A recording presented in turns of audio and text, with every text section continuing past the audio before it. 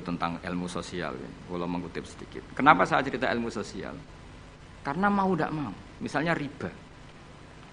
Riba itu apa coba sampean? Ayo sampean anen riba itu bunga apa kelebihan?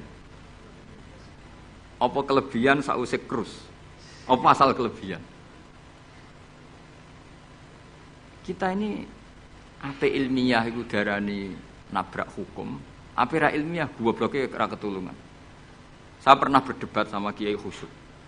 Kiai Khusyuk itu banyak masalah kalau di bab ilmu. Dia soleh tapi di ilmu masalah. Orang khusyuk itu banyak kan di solehnya baik, di ilmu masalah. Misalnya Hamdan diutang aku tahun 70, 100 rupiah.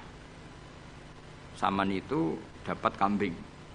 Terus sekarang saya nyaur 100 rupiah untuk kerupuk. Nah sekarang ketika kambing harganya 2 juta, nyaur 2 juta itu riba apa enggak? Iya, kemudian kamu darani dia. Coba. Kalau kamu hati-hati, pokoknya anggar sak dhuwure nominal ya riba. Wong dhisik 100 rupiah, saiki ya 100. Tapi kan jadi goblok. Artinya kalau disaur 100 rupiah mesti gak riba, wong karuan 100 tetap 100 kan gak riba. Tapi mesti goblok. Dan perlu kamu catat, yang haram dalam Islam itu tidak riba tok, goblok itu ya haram. Yang haram dalam Islam itu riba tok, goblok itu juga. Wong dina'udzubillah. Ciri utama barang haram itu dina'udzubillah. Na'udzubillah minasyirki wal jahli, termasuk jahil itu. Coba sesuatu yang harus dihilangkan di dunia termasuk apa? Bodoh. Riba harus dilawan, bodoh juga harus. Kebetulan kita akrab enggak perlu dilawan, bahaya ya. Kan melawan diri sendiri. Ya saiki kula bolak-balik nyelesaikno konflik ngoten. Wonten kakak beradik zaman tahun 80 ponakane sunat diutangi Pak Dene. Dulu misalnya diutangno pedet. Barang pedete didol zaman itu untuk duit 3.000. Ini yang cerita orangnya. 3.000 rupiah. Tapi dulu sudah menjual pedet. Tahun 2005 baru kayak tukaran tadi, baru tukaran. Ditagih kan, nah zaman rukun kan enggak ditagih, nah tukaran kan di. Terus kita jadi kiai iki bingung. Jare sing ngutangi kon 7 juta, mergo pedet duit 7 juta. Jare sing utang, murian mau 3.000, Gus. 3.000 untuk pentol, siomen. Woi bantah-bantahan teng ngarep kula. Sing utang seneng 3.000, sing utangi seneng 7 juta. Lah saiki bareng, ya nak ngono saur pedet ta mending ngono. Pedet apa, Gus? Sisi tok milih pedet limusin. Sisi tok milih yo pedet biasa, wong dhisik pedet biasa. Lah yo pedetku biasa iku cara ora mbok utang, wis ndek anak putu.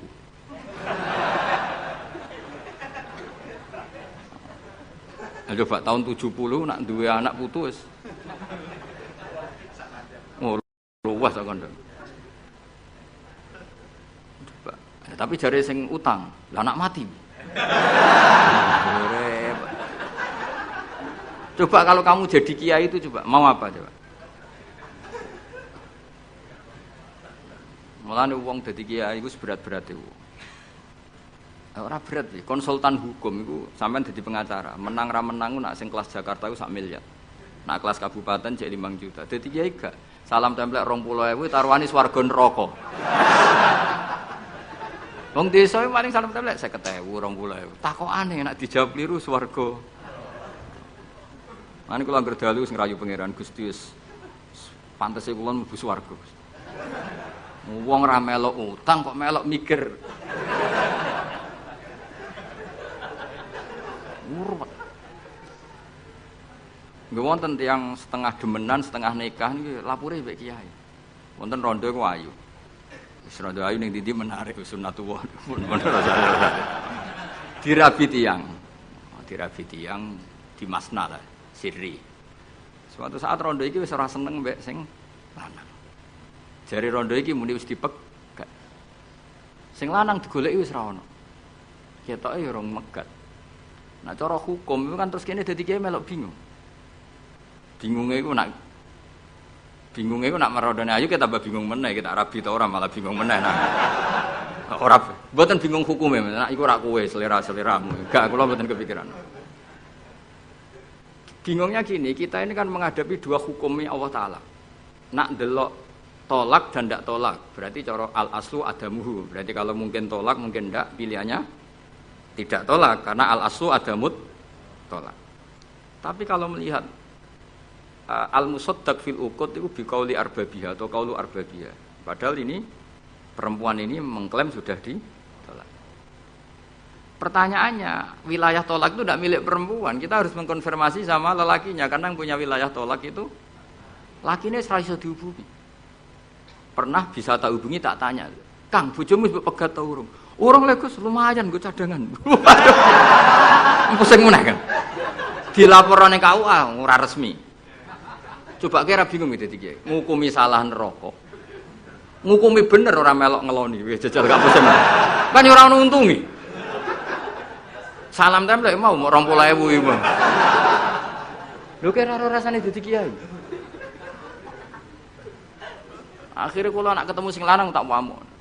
Kowe nak kepengin ra mlebu neraka, nak megat-megat nak ora-ora. Mergo Quran niku paling anti iku fatadzaruha kal muallaqah, ngembahno wedok iku koyo gantungan, kawin ora. Kowe iku mungkin kira mlebu neraka lewat gak megat, tapi iso mlebu neraka mergo mangkelno aku tak omong ngono. Aku dongaku rapati mandi lah, tapi nak ndongak mlebu neraka, kowe mlebu neraka ketoke mandi om. Mangkel wong. Ya mun Gus tak pegate ben jelas aja ben jelas. Karena ngel-ngel orang coba. Makanya Allah itu anti betul kalau ada orang lelaki menggantung perempuan. Di antara pantangan yang diajarkan apa? Fala tamilu kullal maili fatadzaruha kal mu'allaqah. Karena dekne mau butuh cadangan ngono tok. Nak lagi nenengan mbek bojone kok duwe alternatif.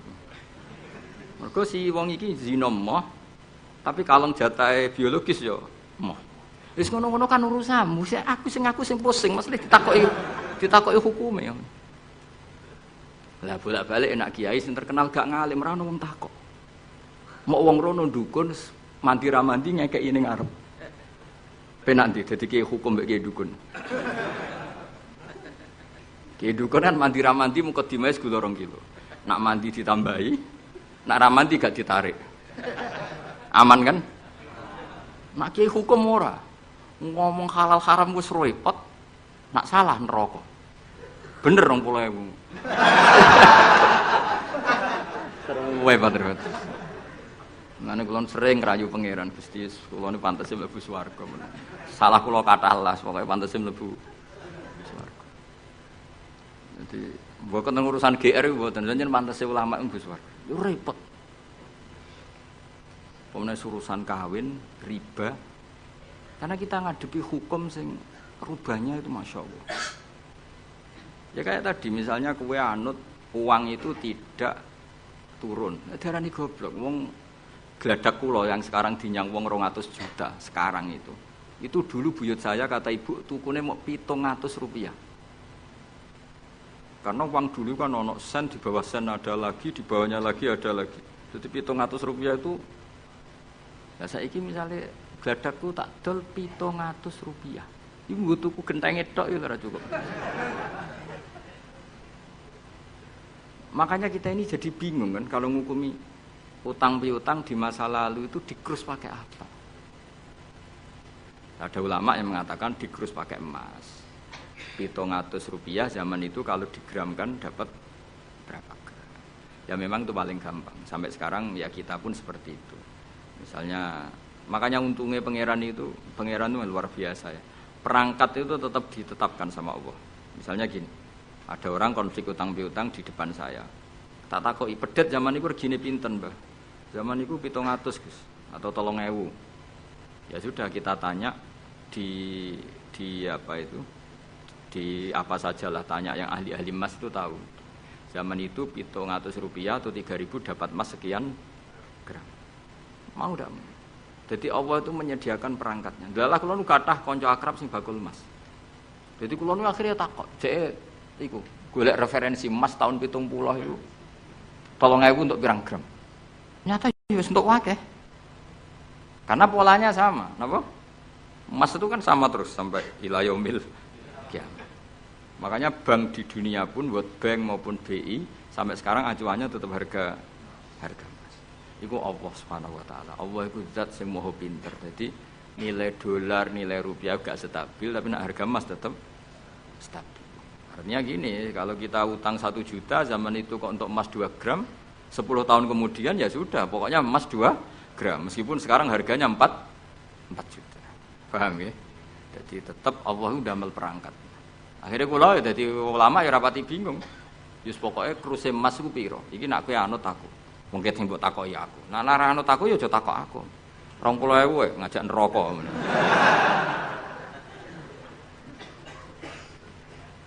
Ya, maksudnya ini masih ngaji ini mboten. Lah mulane akhir ayat sing turun ku ayat den be ayat riba. Geden ya mari riba iku ya mergo den. Saiki sing utang iku ora masyarakat tok, kiai sak santri-santri ya tukang. Mulane BPKB-ne do pinter-pinter. Nak sekolah do suwi. Apa sediluk? Ada enggak orang punya motor BPKB-nya di rumah? Ada 10% sak kampungmu. Enggak, maksudnya dari satu kampung, itu sing BPKB ra sekolah pirang persen? Pira? 0%. 0%. Oh, no. Pira to? Ana sedaya iku berarti wong kusuk.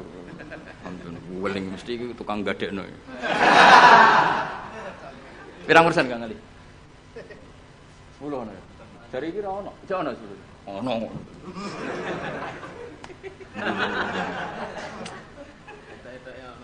Pirang persen ya? Sedoso tok. Kalau sertifikat tanah? Akeh ndi? Maksudnya lebih akeh sekolah ya apa akeh ning omahe? Oh, berarti nak motor, mobil akeh sing sekolah. Nak rumah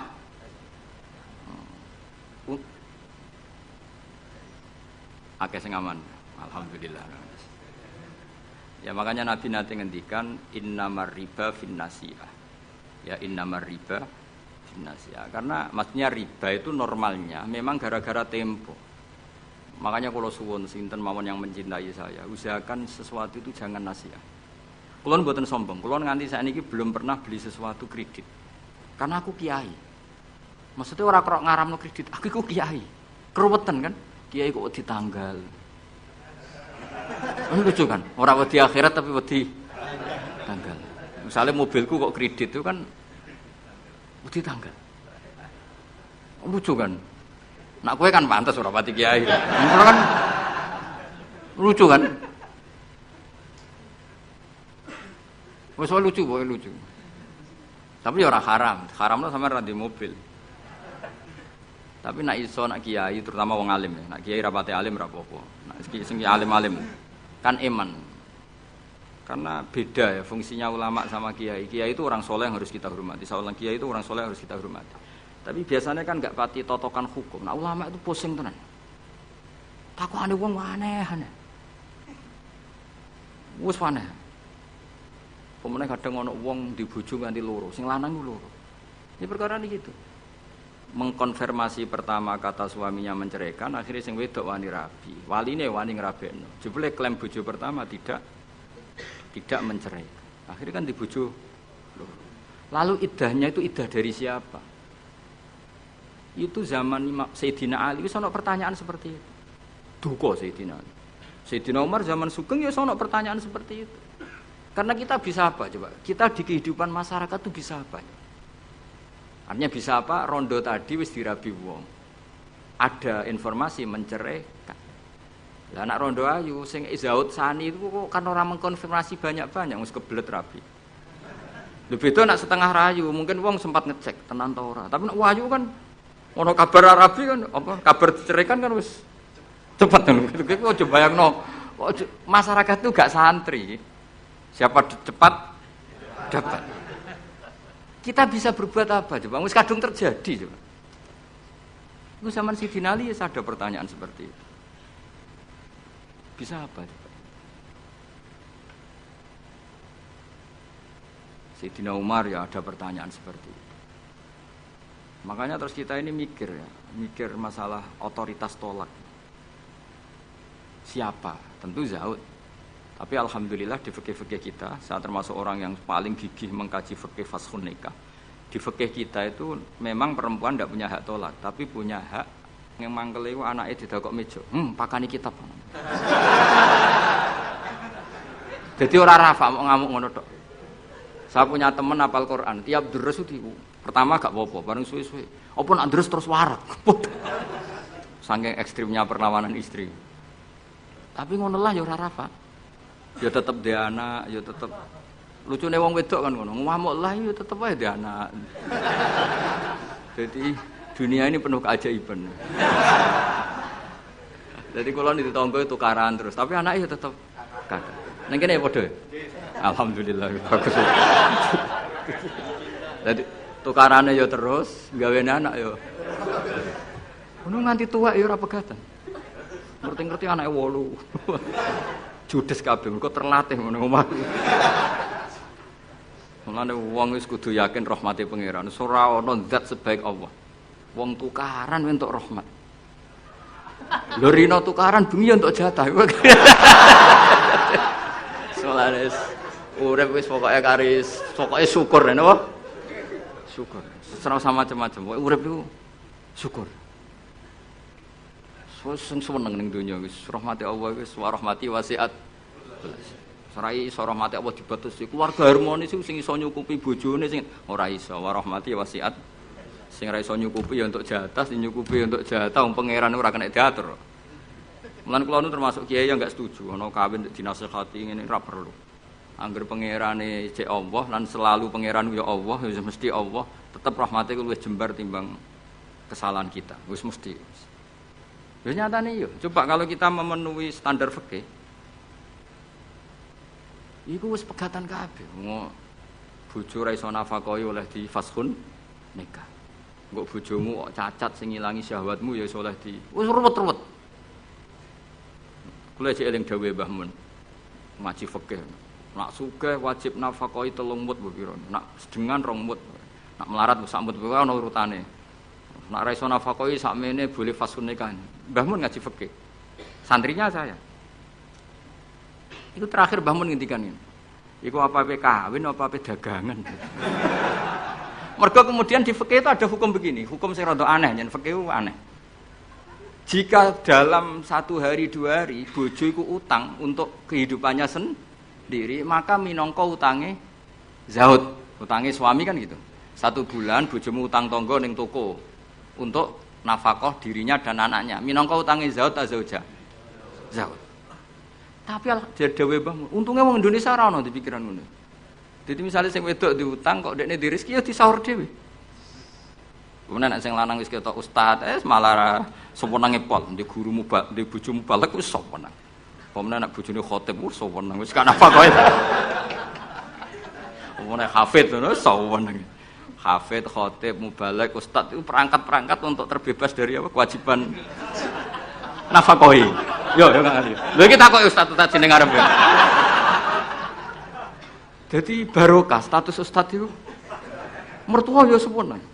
Gak kodak nafkahilah ya sewenang. Pamane iso nyuwuk sithik-sithik, oh sewenang guys. Alhamdulillah ya ngimami tahlil sewenang. Sewenang. Wis iku anggap ae wa rahmati wasiat belas. Rahmati Allah iku nyukupi kabeh apa wae. Cek sing sapa wae. Lah cara Mbah Mun fikih ora setuju. Sing kabeh mau, mah apa dagang gitu. Jadi oleh bojomu nyatet dalam seminggu ini punya utang 300.000. Terus ustaz teko khutbah, utangem. Tapi itu enggak terjadi. Sing wedok malah kerja dhewe, sing kiai ini dimotivasi. Pak, kok kiai untuk sing kerja aku, Pak. Wah, alhamdulillah. Alhamdulillah. Santrine yang ketemu kancane, alhamdulillah barokah bojoku sing kerja aku mulang tok, alhamdulillah. Piye melanggar hukumnya pangeran, alhamdulillah. Ya aturane pangeran kan arij. Inti kau ngene awale gini. Kam akilin ayat madzhabibu. Ada yang ditulis kam alimin. Tapi kita baca yang kam akilin.